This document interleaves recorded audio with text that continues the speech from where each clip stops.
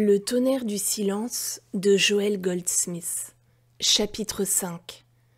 Transcender l'état mental. Au commencement, il n'existait qu'un seul état de conscience, l'état spirituel. Mais depuis la prétendue chute, la conscience de l'homme s'est structurée selon 3 plans, matériel, mental et spirituel. La conscience spirituelle incarnée est le corps immortel parfait. Toutefois, parmi les milliards d'individus qui ont vécu sur cette planète, il en est peu qui ont atteint l'état de conscience spirituelle. Bien peu vraiment. Tout au long des innombrables générations humaines, le monde a vécu au contraire dans un état de conscience matérielle et mentale. En fait, la plupart des gens n'ont même pas dépassé le stade d'approche matérielle, et ils n'ont pas connu autre chose que ce monde où l'homme gagne son pain à la sueur de son front, en se servant des seuls moyens physiques ou mentaux pour agir. De nos jours même, le monde ne s'est guère élevé au-dessus de la perception et conception physique de l'univers, en dépit du fait qu'au cours du siècle dernier, une part plus vaste du domaine mental ait été dévoilée. Dévoilée, il est vrai, essentiellement dans un seul sens de l'aptitude mentale à gouverner le plan physique. À partir de cela, s'est développé ce qu'on a appelé la science de la pensée juste ou positive, créée pour manipuler la scène humaine. Supposons par exemple qu'une personne veuille une maison. Il lui suffira de maintenir dans son mental la pensée positive juste et la maison apparaîtra. Ou bien, si elle n'est pas satisfaite de son conjoint actuel, une simple petite pensée positive, et voilà. L'ancien compagnon disparaît pour laisser la place à un nouveau. Supposons qu'une autre souffre de quelque malaise physique, une once encore de pensée juste pour maintenir la vision correcte, et alors regardez bien. Le corps malade s'est évanoui et laisse apparaître un corps harmonieux. Même lorsque ce genre de thérapie est efficace, ce qui est fréquent, ceux qui l'utilisent restent confrontés à un univers physique, à un corps physique, un conjoint physique, et tout le reste à l'avenant, et assujettis aux lois du bien et du mal, de sorte que dès le lendemain, les conditions discordantes et inharmonieuses peuvent très bien faire leur réapparition. Telle partie du corps guérit, une autre en revanche se détraque. Vous avez trouvé les ressources qui vous manquaient, mais voilà qu'un autre problème surgit. Nous allons ainsi de discordance en discordance, du moins nous le croyons, sur le plan physique, mental, moral ou financier, tout en essayant sans cesse d'utiliser le pouvoir de notre mental pour transformer, rectifier ou améliorer la condition ou circonstance du moment. Néanmoins, le monde peut déjà s'estimer heureux d'un tel progrès, car si le domaine mental n'avait été découvert, il eût été quasi impossible de gravir l'échelon supérieur qui mène au royaume spirituel. Avant donc d'aller plus loin, essayons de comprendre la fonction du mental. Notre tâche s'avérera peut-être plus aisée en prenant le corps pour exemple. Tout le monde sait que le corps est un instrument nécessaire à l'activité humaine, mais peu de gens reconnaissent qu'en sa qualité d'instrument divin, il devrait être parfaitement harmonieux. Pourquoi le corps devrait-il se dégrader ou perdre ses facultés? Il n'y a à cela aucune raison, et si les apparences semblent contredire cette assertion, c'est uniquement parce que l'homme n'a pas encore appris à prévenir de telles modifications, ni à entretenir son corps de façon à en faire un instrument efficace, adapté aux exigences de la vie courante. Il le pourrait s'il prenait conscience que le mental aussi est un instrument qui occupe une juste place dans notre vie humaine. Le mental, une fois reconnu et appréhendé comme un instrument, il reste à comprendre de quoi il est l'instrument, puisque tout instrument doit nécessairement être commandé et contrôlé par quelque chose. Malheureusement, rien ne contrôle l'esprit humain chez le commun des mortels, bien que certains ne manquent pas de faire beaucoup d'efforts pour y parvenir, souvent même au détriment de leur vie, car ils n'ont pas encore appris que le mental ne peut être contrôlé par l'homme. Le mental est l'instrument de quelque chose situé à un niveau qui lui est supérieur. Et ce quelque chose est le soi unique. Lorsque nous parvenons au point où notre mental est gouverné par le soi, nous baignons dans une paix qui dépasse l'entendement. Nous ne contrôlons alors ni notre corps, ni notre mental, car grâce à la vérité en action dans notre conscience, telle que nous l'apercevons par le canal du mental, celui-ci reste clair, pur, harmonieux et vigilant. Et à son tour, il dirige, contrôle et gouverne le corps, en agissant comme un filtre purificateur, à la fois pour le mental et pour le corps. Il existe un centre spirituel en chacun, et c'est en lui que tout notre héritage spirituel se trouve en réserve. Ce centre n'est pas à l'intérieur du corps, mais dans notre conscience, et nous pouvons tirer de l'infini de notre conscience tout ce qui est nécessaire à notre développement, à partir de maintenant jusqu'à la fin du monde, et au-delà, ad infinitum.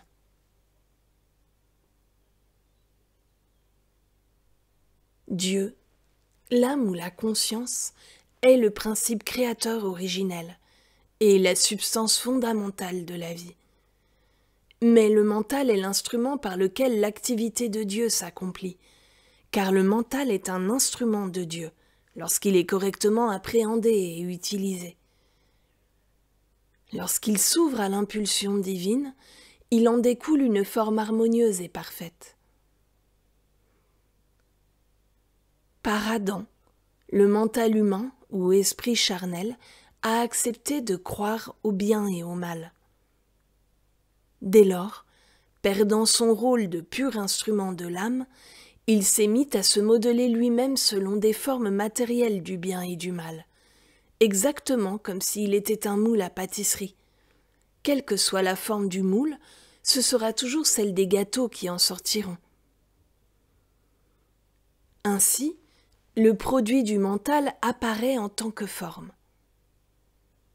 Si donc ce mental est habité par le mal, la forme apparente qu'il produit est mauvaise, et au contraire, s'il est habité par le bien, la forme engendrée est bonne.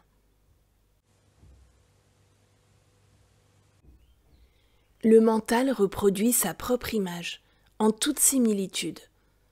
Donc si nous, qui nous tenons derrière ce mental, nous lui permettons de se laisser envahir par la superstition, l'ignorance ou la peur, qui toutes résultent de la croyance en deux pouvoirs, c'est cela même qui fera apparaître dans la trame de notre existence.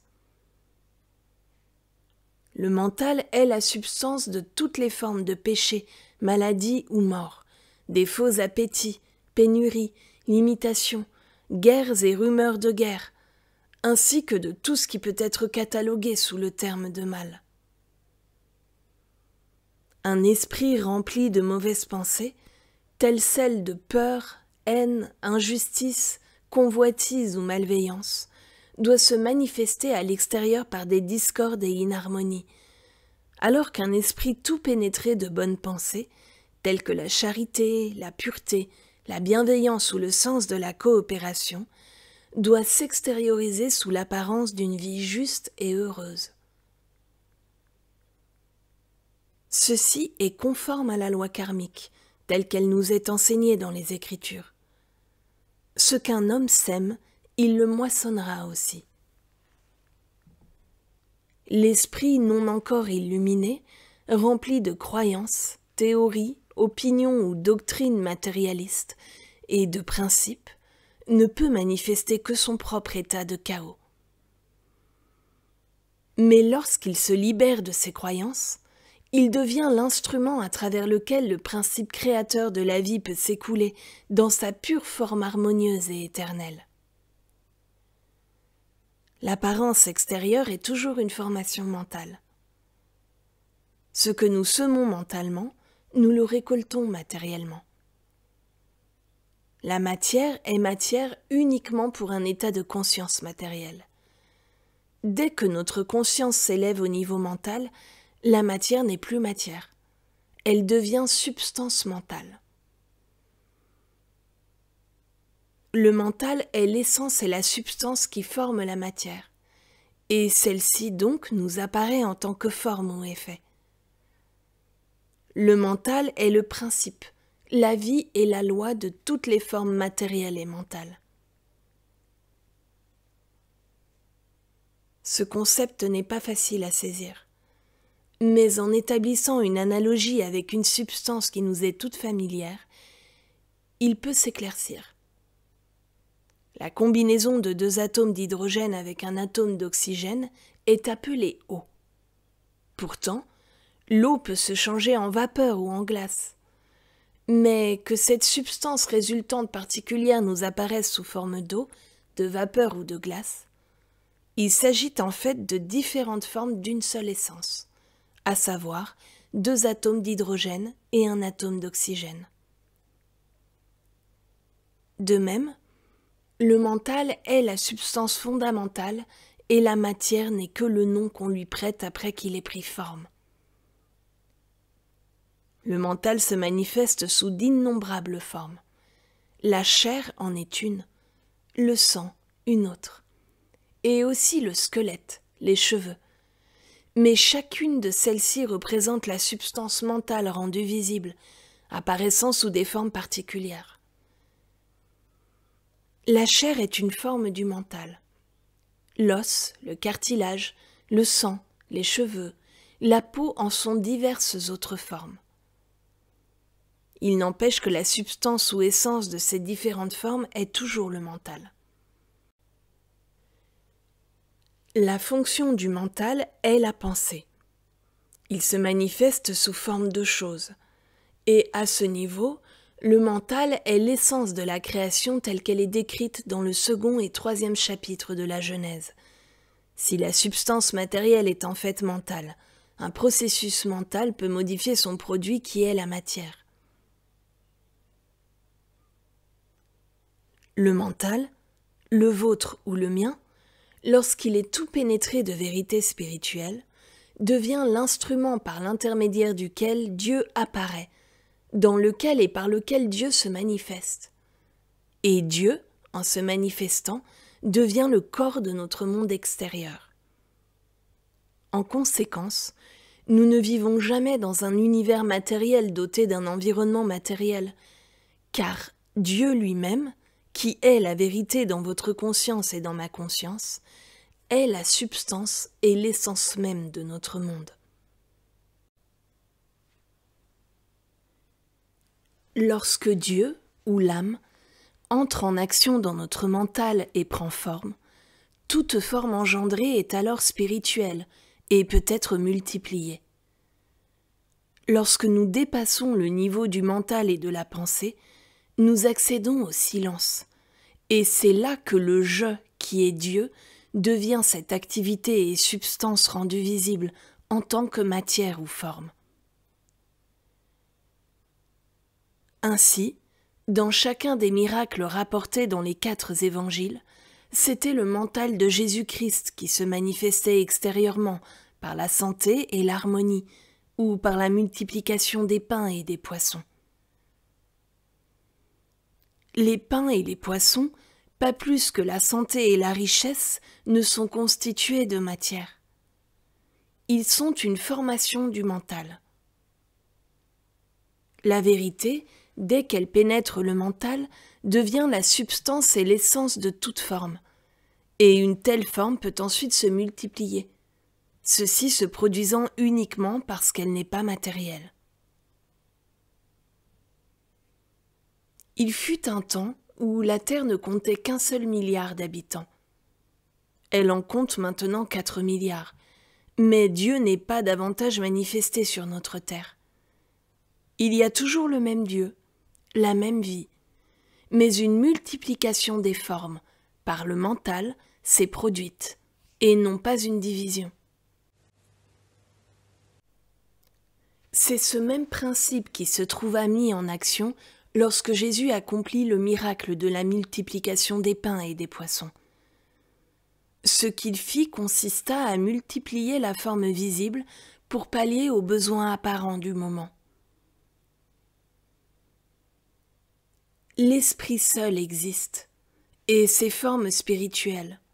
Cependant, le mental en tant qu'instrument de l'esprit se met lui-même en forme et exerce sa propre loi dans la forme qu'il délimite, qui est appelée matière ou forme physique. En fait, cette forme dite matérielle ou physique est du mental, car la matière peut se ramener au mental et finalement remonter au spirituel. Néanmoins, le mental nous apparaît sous des formes finies qu'il façonne lui-même. Le mental peut même transformer le corps et pourvoir à ses besoins.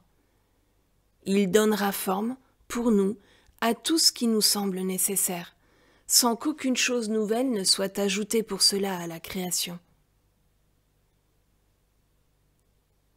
Le mental, lorsqu'il fonctionne à son propre niveau, apparaît en tant que bien ou mal, ou sous ces deux formes à la fois.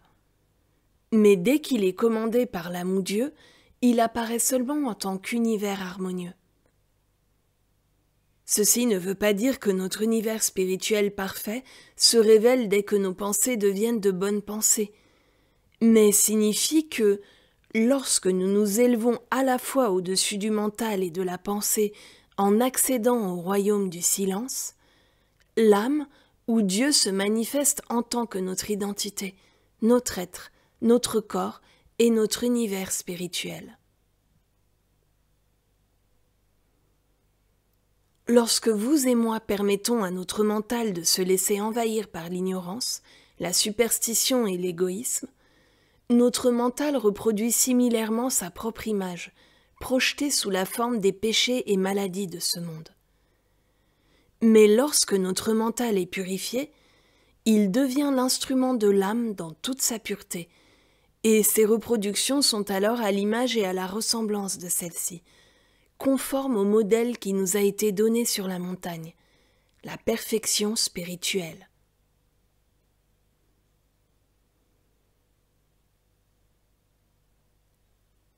Les créations de Dieu sont incorporelles, spirituelles et infinies. Jamais physiques, matérielles ou finies. Dieu est esprit, et par conséquent, l'univers et le corps de Dieu sont spirituels. Cependant, telles qu'elles se présentent à nos sens humains, les créations divines apparaissent physiques, matérielles et limitées. Cette anomalie résulte du fait que notre mental non encore illuminé nous traduit uniquement ce que nous appréhendons par l'intermédiaire des sens. Nous ne voyons pas ce qui est. Nous voyons l'interprétation qui nous en est faite par le truchement de notre mental. Supposons par exemple qu'il y ait dans cette salle des roses jaunes dans un vase. Vous les verriez jaunes, comme presque tous les gens ici présents. Mais l'interprétation qu'en donnerait par exemple une personne qui ne distingue pas les couleurs pourrait être différente. Ou bien encore, tandis que ces roses vous transportent par leur beauté, elles peuvent provoquer une allergie ou une crise d'asthme chez quelqu'un d'autre. Il est clair que le point capital, ce n'est pas la chose particulière dont nous prenons conscience, mais la façon dont notre mental interprétera la dite chose. Des roses, dans l'interprétation qu'en donnent certains artistes, peuvent nous faire tressaillir. Ceux-ci, en effet, ont pu percevoir une parcelle de leur vérité spirituelle sous-jacente, alors que nous ne voyons que leur aspect physique fini, une forme et une couleur. Certains d'entre nous peuvent très bien visiter une galerie d'art où sont exposés des chefs-d'œuvre et ne voir que des croûtes. D'autres pourront, au contraire, rester en extase devant les mêmes tableaux, car bénéficiant d'une compréhension évoluée de l'art, d'une connaissance du trait et de la couleur, ils seront à même d'apprécier et de voir ce qu'a vu l'artiste en reportant sa vision sur la toile. Si nous possédons un sens artistique développé, nous pouvons percevoir tout ce que l'artiste a voulu mettre sur la toile qui se trouve devant nos yeux. Mais si notre mental n'est empreint d'aucune connaissance artistique, nous ne voyons pas autre chose que des taches de peinture.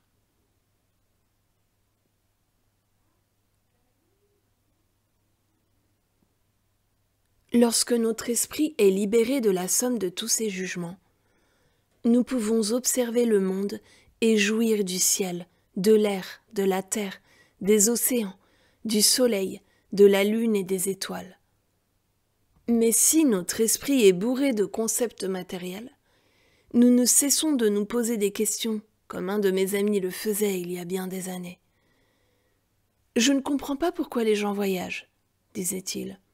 « Il n'existe que deux sortes de terrain, celui qui monte et que l'on nomme montagne, et celui qui descend et que l'on appelle vallée. Et là où le terrain est mouillé, on parle d'eau. Qu'espère-t-on voir lorsqu'on voyage ?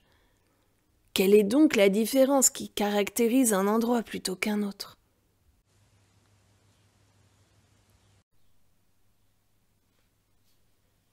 Nous voyons rarement ce qui se trouve devant nos yeux.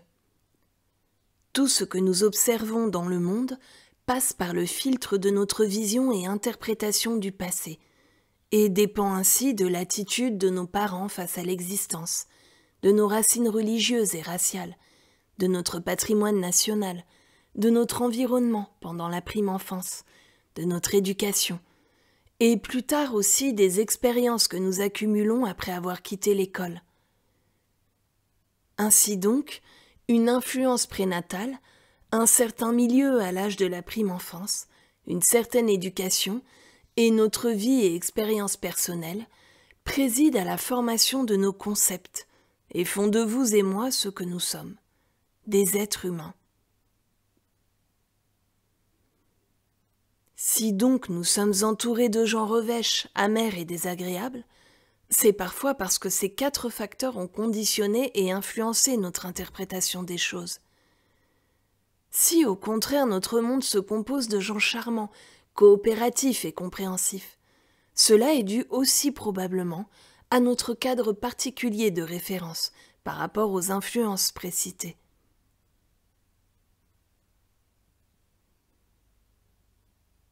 À l'endroit précis où nous sommes, le royaume même de Dieu est présent.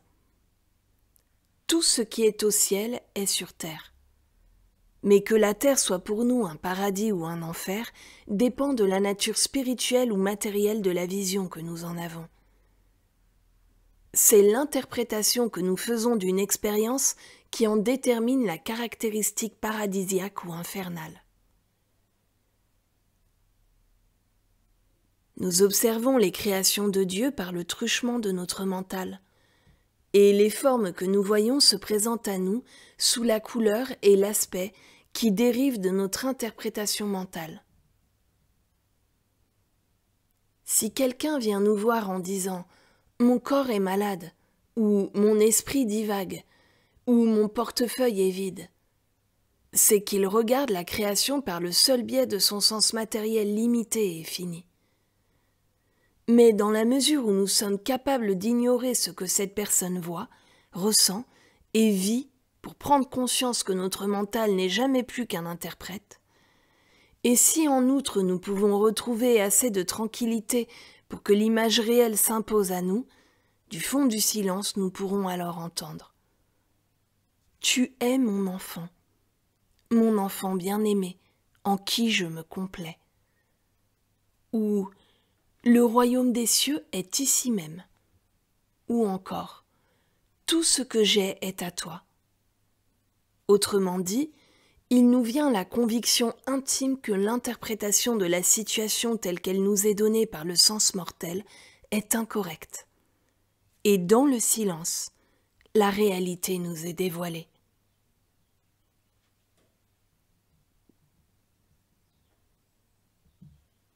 Quiconque se trouve présentement confronté à un problème est en train de juger selon les apparences.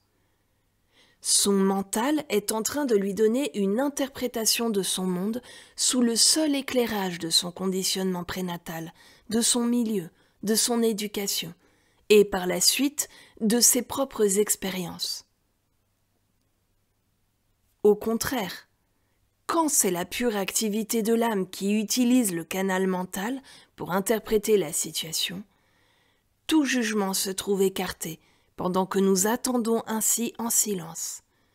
Père, je ne juge pas, j'attends ton jugement.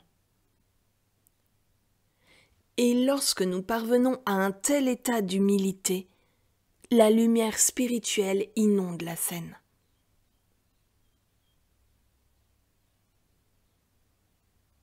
Dans la scène humaine, le mental est créateur. Il peut créer le bien comme il peut créer le mal. Et il les crée. Dans le monde spirituel, toutefois, le mental est dénué de toute faculté créatrice. Mais il est un canal pour notre prise de conscience. Supposons par exemple que nous nous trouvions devant une toile vierge, et qu'au lieu de nous creuser la cervelle pour chercher ce que nous allons y peindre, nous apprenions à attendre tranquillement dans l'attitude suivante. Voici une toile, Père. C'est à toi de la peindre.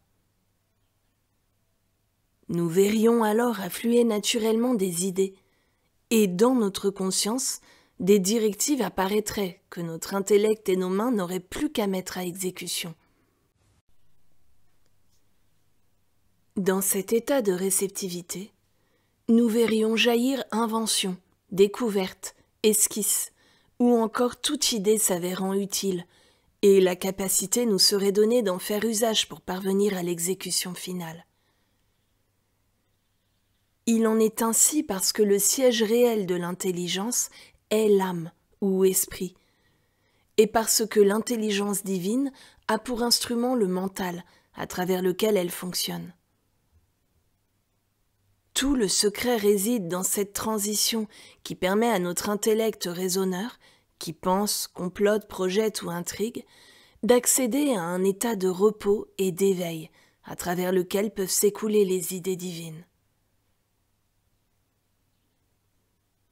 Pourtant, depuis cette expérience illusoire connue sous le nom de chute de l'homme, on s'est servi du mental comme s'il était une faculté créatrice. De là proviennent tous nos ennuis et problèmes actuels.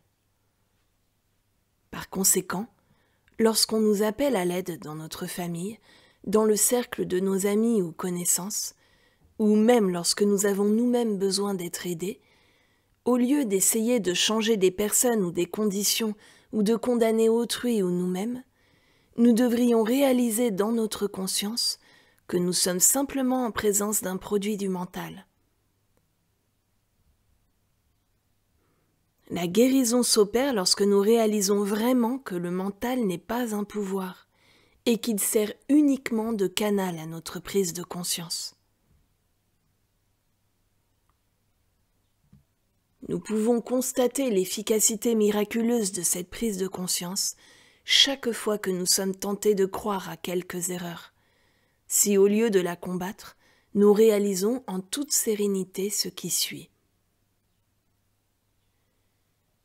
Dieu est le grand et l'unique principe créateur de la vie, la source de tout être. Oui, Dieu seul. Tu n'auras pas d'autre Dieu que moi, pas d'autre pouvoir, pas d'autre créateur, rien d'autre que l'unique. Dieu seul est, et comme la cause de mon trouble ne peut être imputable à Dieu, elle est nécessairement d'origine mentale. C'est mentalement qu'en cet instant, l'image d'une certaine déficience se présente à moi.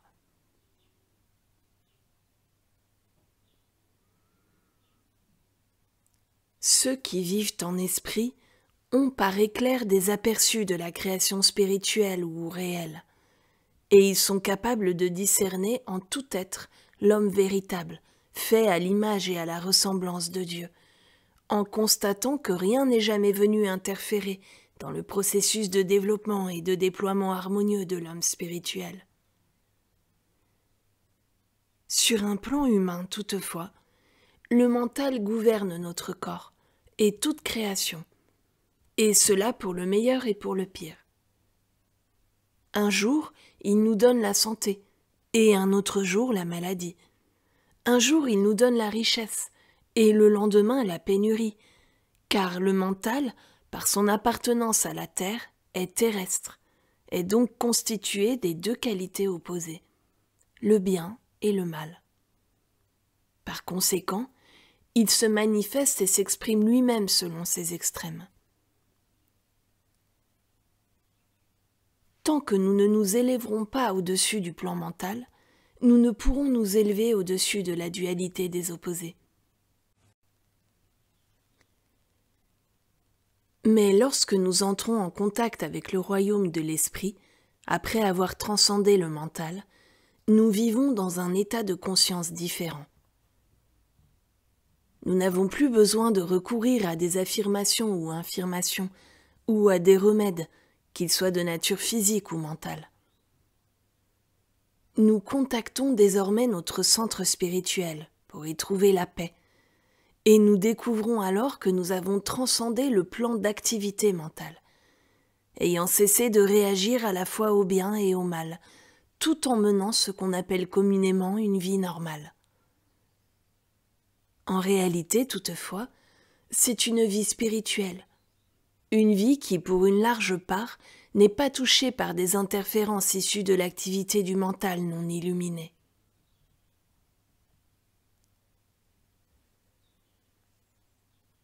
Pour qui a compris correctement, le mental est un instrument de Dieu, créé par Dieu. Par conséquent, le mental est lui-même un effet, de la même manière que le produit du mental est également un effet. Le mental n'est pas une cause, mais un effet. Dieu seul, âme ou esprit, est cause, alors que le mental et le corps sont tous les deux des effets. Si nous demeurons en conscience dans la vérité spirituelle, aucun des maux de ce monde n'approchera du lieu où nous nous trouvons, car c'est la vérité entrevue dans notre conscience qui prend notre relève et se met à vivre notre vie. Quand nous vivons dans une atmosphère de sagesse spirituelle, en nourrissant notre conscience de vérité, le moment vient où cette vérité occupe la place tenue précédemment par notre activité mentale. Dès lors, le courant est inversé. Ce n'est plus nous qui pensons à la vérité en nous la remémorant à l'aide d'affirmations, de déclarations ou de méditations sur ce thème. C'est la vérité qui utilise notre mental pour s'exprimer, en se servant constamment de nous, en s'écoulant sans cesse à travers nous.